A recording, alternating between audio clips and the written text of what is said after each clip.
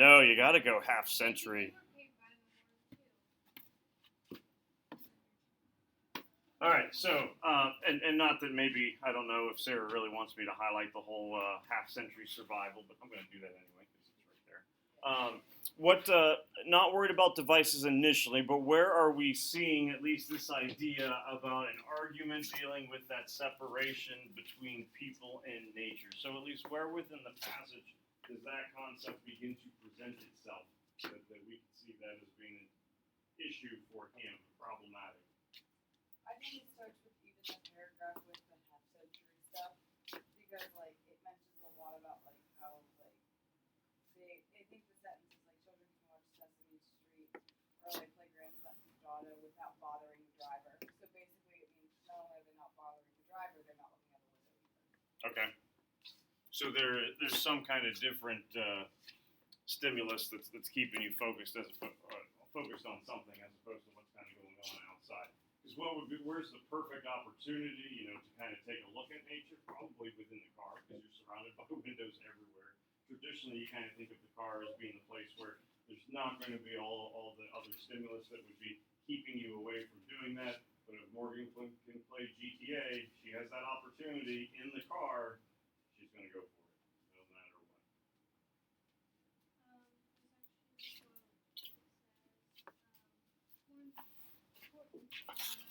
But for essentially children's early understanding of how cities and nature fit together was gained from the vaccine. Mm-hmm. It's right here around what's that line 50. Okay. What do you think's going? Oh, Emma.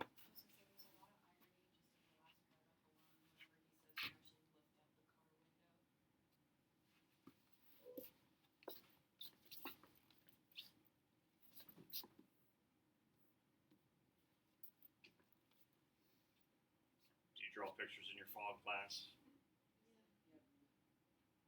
and then you get yelled at, leaving finger marks all over the windows. Stop doing that, Sarah. Shay, you're going to clean that when we get home.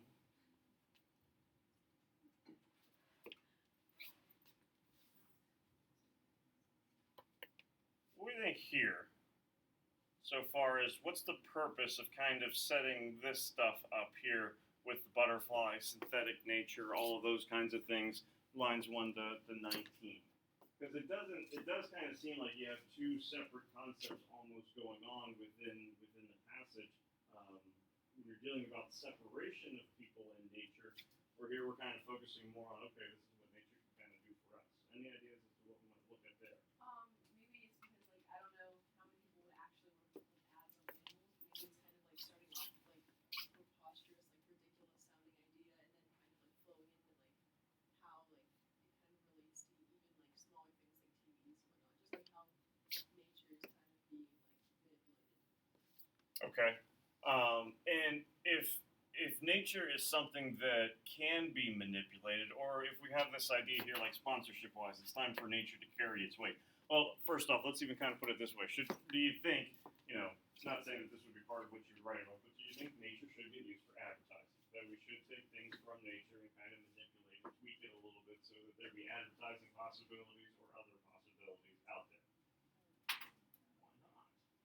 Since medium's a light, it's kind of like a break from all the advertising to be in nature. It's a break from all the technology, all of like the continual stream of everything. So I think sometimes having those gaps is also beneficial. So it's our little safe space. So it's made that way for a reason. That's really pretty. So as Siddhartha's going to be out there among the Solomonites, he can't be having like Starbucks advertising that's going to be getting in his way when he is trying to turn like. He'll try and turn into the Starbucks advertisement. It's just not going to be good for anybody. McDonald's butterfly. In front of Wendy's. You're going to Wendy's and the McDonald's butterfly. All right, so and not necessarily this is the word that's getting used with it, but it at least kind of sounds as if when it comes to nature, we view that as being, at least in some ways, kind of sacred. There is some sacredness that goes along with it. All right. So why does that then fit into what he's getting more into, like kind of down along here when we get into the cars, the GPS systems, the info entertainment systems that you have in the back of the car? Why start off with this idea and then kind of shift into what's going on with the car, Abby? So in the last sentence of like the first paragraph, it says like the logical extension of synthetic nature is the irrelevance of true nature, and then it's kind of like how all of this like technology with like the GPS and the TVs are like they're made by humans, and it's like it's taking away from like the true value of nature by destroying it. Okay.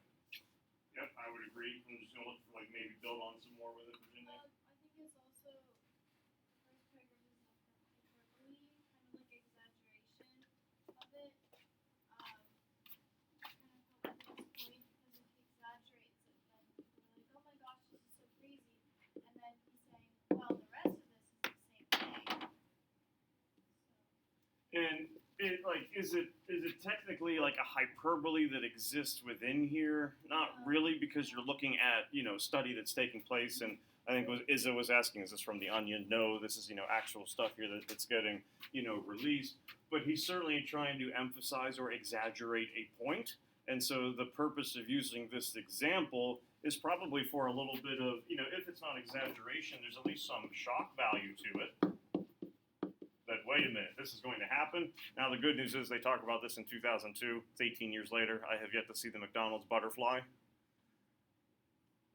But it wouldn't surprise me if that does happen, maybe in the next 5 to 10, 15 years, hopefully not.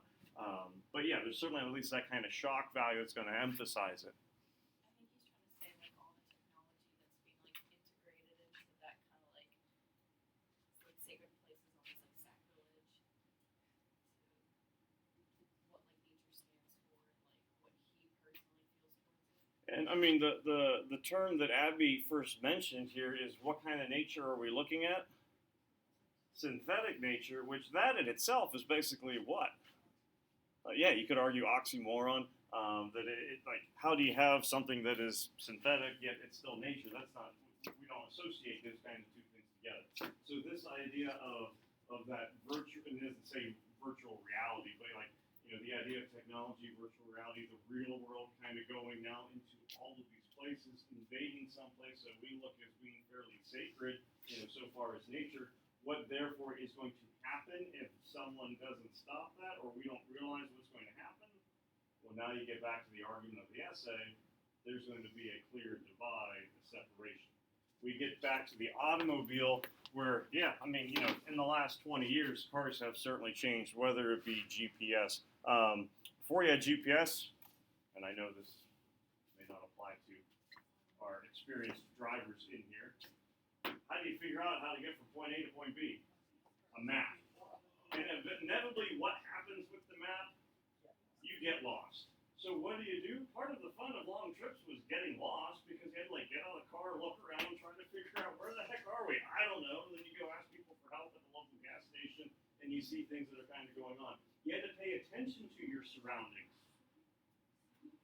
I'm not going to send you the GPS. I'm not going to text you my location. What you have to do is you go 3 blocks, and then you look for that big pothole, but go another block, and then make a left. You'll see a basketball court, 3rd house, has red shutters, turn there. With those kind of directions, what do you have to do? Pay attention, look around. Those are ideas, those are concepts that are becoming more and more probably foreign for us. If you didn't have Grand Theft Auto to play in the car, or you didn't have, whether it be the TV screen or video game or handheld phone, iPad, what do you do for entertainment? What is the alphabet game? Alphabet game, license plate game, Thousand cemetery game. Yeah. And again, so with all of those things, you're certainly kind of looking around. All right, so yeah, the vehicle does become a pretty good medium to kind of look at. Notice what he does over here. Our version of the 19th century Conestoga wagon. Why mention the wagon? What are the Conestoga wagons? play Oregon Trail before Grand Theft Auto? It's different now. They're always changing everything. It's like the good version. Is it like an app for it now? But it's Probably. the original game though. The original on the computer is like you almost die of like some sort of like high foul disease. Typhoid fever was usually the main way to go.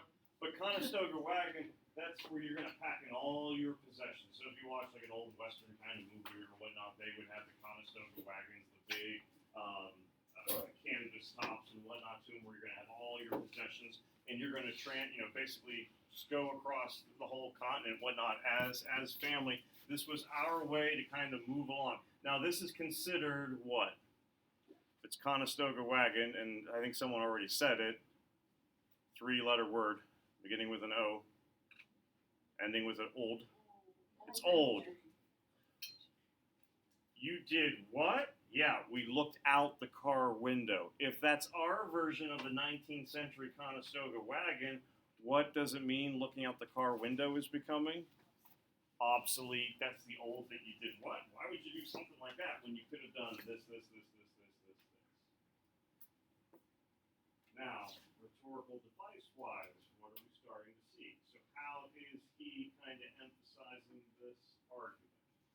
I think the last paragraph is a lot of like imagery and they start trying to Yeah. make an emotional feel almost, kind of making you reminisce on the old days when our horses. If I'm going to reminisce on the old days tone-wise, what would be a good word for that?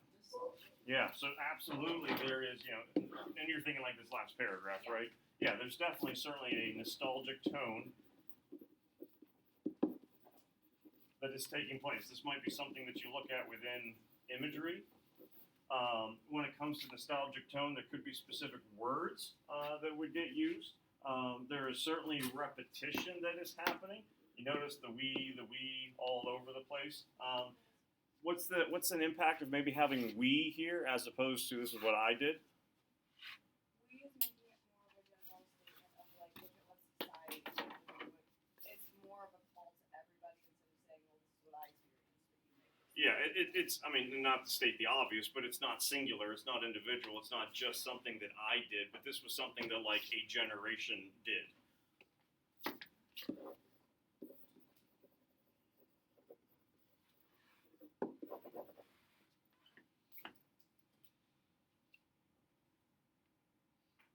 What else?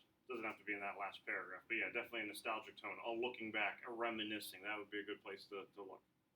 There's also that like parallel structure, like so like that longer sentence in the paragraph above it with like it's after the back seat. It's like how to look at the back. The empty farmhouse. The farmhouse, the this, the that.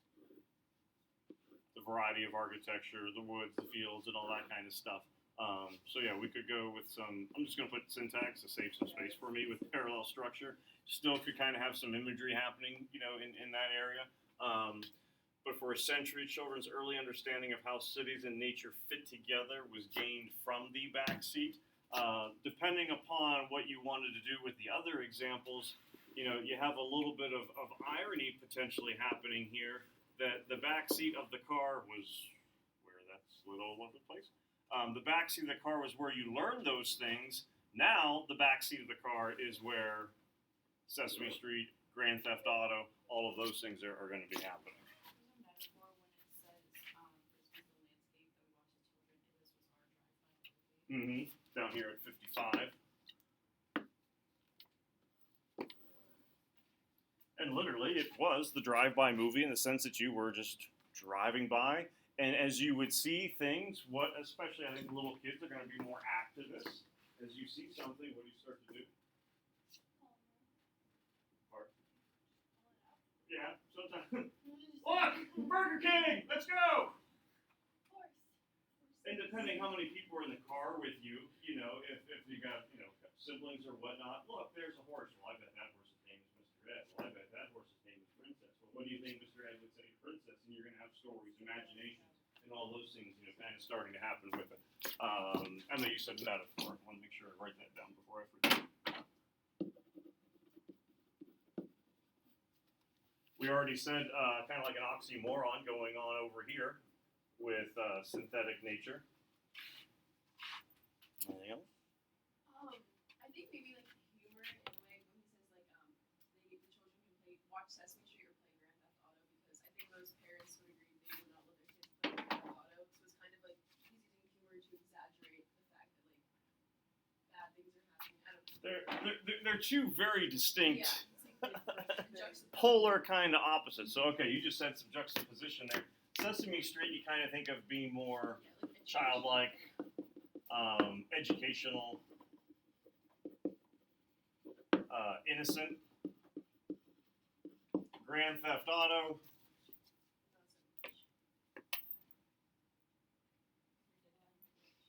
rated, yeah, M for mature. More, I guess we'll just say mature. Not quite the education, depending what kind of education Morgan's pursuing. I guess you could kind of learn about different types of cars and stuff, maybe.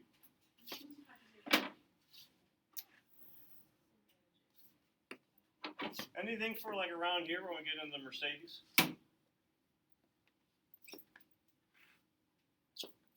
Just because we haven't touched that area. I'm not saying you have to write about something in that paragraph, but that's like a blank space on the map. It's kind of the same thing as the Conestoga wagon when they say like they're quickly becoming the hottest add-on since Ruger and Mirror Fuzzy Dice. Like I think it's like in that it's kind of like saying that like it's referring it back to something of an older generation to like emphasize. Well, and so what we used to have, like the Conestoga wagon, and then it turned into the station wagon, and now it's turning into the SUV, which 2019, the most popular vehicle type was still SUV. So, we've kind of gone from the Conestoga, Oregon Trail, typhoid fever. This could kind of happen. Basic necessity. You need four wheels, and you need something to protect your stuff from the rain. Now, you need four wheels. Still going to protect you from the rain, but it's going to have the GPS. It's going to have the entertainment system. It's going to have the heated seats, the heated steering wheels, the mirrors that will fold in, lane assistance, all of that kind of stuff. So certainly, yeah, there is a contrast. There is a juxtaposition between what's happening now with the SUV and what was then with, the wagon in the second column. Sure. There's a big exaggeration when it says the salesman's jaw dropped and I said I didn't want a backseat television monitor for my daughter. And then again when she said he almost refused to let me leave the dealership.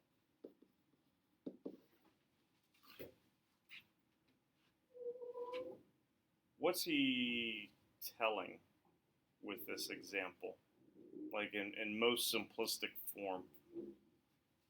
Here's a friend of mine, went to buy an SUV after half-century survival in the material world, which that's even, you can kind of go a little bit exaggeration, like why not just call it 50? So yeah, that whole paragraph, kind of has some exaggeration going on. But simplest form, what is he providing? I think he's trying to just exaggerate how like this is becoming more of the norm. Yeah. Yeah, I would agree with that.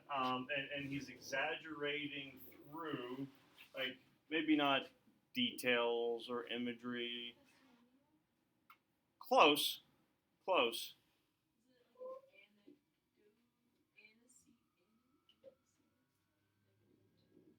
tale. I don't know if I go tall tale. A tale that's dramatic and exaggerated. I think that is a tall tale. Yeah, anecdote. It's a story.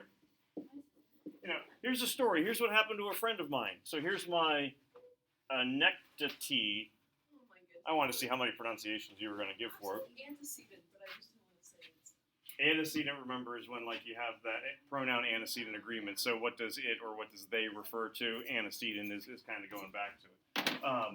But here's a story about how we're kind of forcing, and it could be through certainly exaggeration, the separation of people and nature, because we want to have all these things that are going to keep people locked in, focused on that technology, so you don't have to worry about looking out the car window because you can kind of take a look at this device. So rather than what was our drive-by movie in the past of nature and that whole script that we would create with imagination, we're literally going to be watching the drive-by movie on our device, on our screen. And so that anecdote kind of helps sum that up a little bit. Any others? pretty good list we have. I mean, there's not, I don't think we're in want of more examples that we don't have anything to go with. It might be 45 questions, kind of like a logical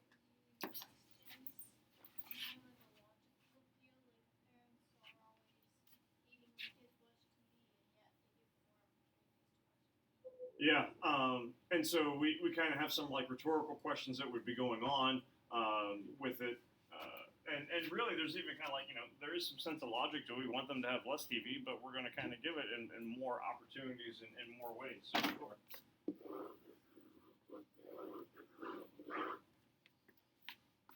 So for tomorrow's purposes, you want to kind of decide of those things that are up there, which ones do you think best help you really identify that separation that exists between people and nature? Which ones can you best explain? Don't worry about that little simple compound complex kind of idea, but you want to be able to go with, all right, here are the ones that I really want to focus on. The good thing, the nice thing about a lot of these examples that we were looking at, when, Emma, you said the metaphor, right, about the movie? Yeah.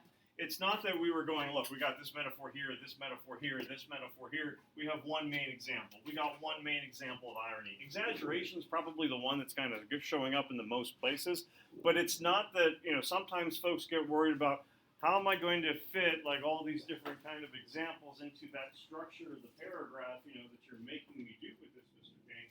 Well, most of the devices that we were highlighting, you're really kind of looking at one main example. And if you have something like juxtaposition, where you want to compare and contrast the SUV to the Conestoga wagon, you'll certainly still be able to fit those into like one kind of quote and whatnot. So it's not that you have to figure out how am I going to incorporate 7 different examples of a type of diction or imagery. Most of these things are isolated examples that you could be going with. Structurally, probably makes sense to go chronological order. So if you find yourself going oxymoron, since that one's like in line 18, that would probably be your starting point. Anecdote, metaphor, that could kind of be an order that you would look at. So iPads, laptops, Mr. Howe's going to come down tomorrow. He'll be here as long as you need him to be here. You kind of run through some questions. But then you'll have Thursday, and then you'll also have Friday all period to continue to work on this. So that hopefully you can get most of it out of the way before you do your submission for Wednesday. Plus, I don't want to turn into Wednesday because I want to make sure I'm done with your independent reading essay. What are you doing? I'll have them done over the week, like over the weekend. Okay. I'll have some